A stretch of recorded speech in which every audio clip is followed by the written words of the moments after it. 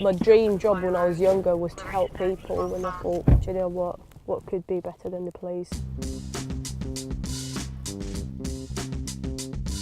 Knowing that my parents were born back home, knowing what struggles they've been through, I could change that for other people.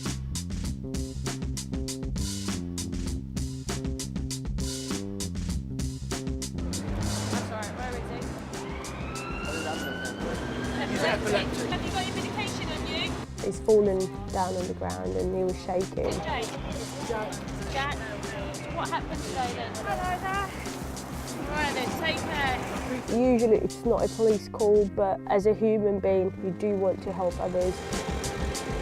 The elderly are the best positive feedback that I've got from the Somali community, and they're very proud because we don't have many Somali people in the police community. I've